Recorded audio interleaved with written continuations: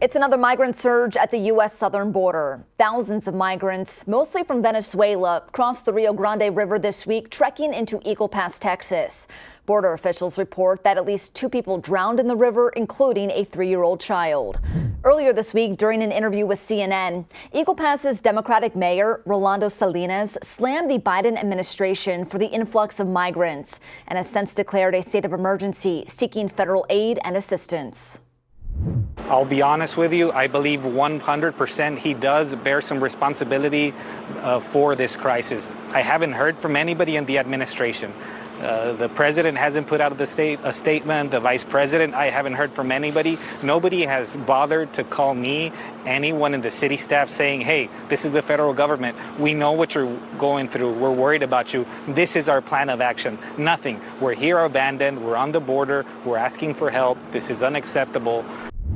According to the U.S. Department of Homeland Security, these daily large migrant crossing numbers haven't been this high since just before Title 42 was lifted back in May. The coronavirus pandemic era policy allowed U.S. officials to turn away migrants citing health concerns. On May 8th, 2023, border officials reported more than 10,000 migrant crossings in a single day. And now, 4.5 months later, they're seeing similar numbers. As CNN reports, there were more than 8,000 apprehensions on Monday alone, and more than 8,600 crossings in a 24-hour period between Wednesday and Thursday this week. Politicians on both sides of the aisle are responding. For more than a year now, Texas's Republican Governor Greg Abbott has been busing thousands of migrants to sanctuary cities, including Chicago, LA, D.C., and New York City. New York City's Democratic Mayor Eric Adams and previous administrations had declared the city a sanctuary city. And this year, more than 100,000 migrants have shown up in NYC. Now, just last week, Mayor Adams said that the influx would destroy New York.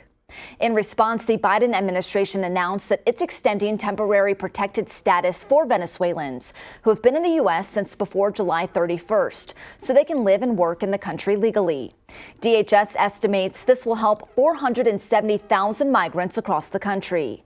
Mayor Adams is now planning to start evicting tens of thousands of migrants to discourage new arrivals. But for now, that's not stopping migrants from crossing the U.S. southern border. Governor Abbott said that the Texas National Guard installed miles of razor wire to help deter illegal immigrants from pouring into Texas. That plan backfired. And we have repelled tens of thousands of migrants who try to get into Texas illegally. And then yesterday, Joe Biden had his Border Patrol officers cut through that razor wire, and then they pulled the razor wire and suddenly let in hundreds, if not thousands, of people illegally into Texas, into the United States.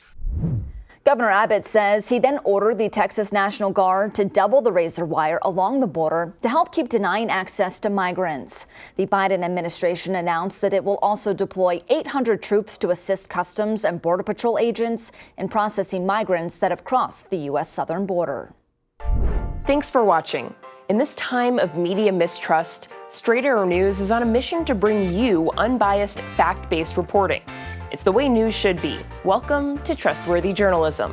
Join us at straightarrownews.com.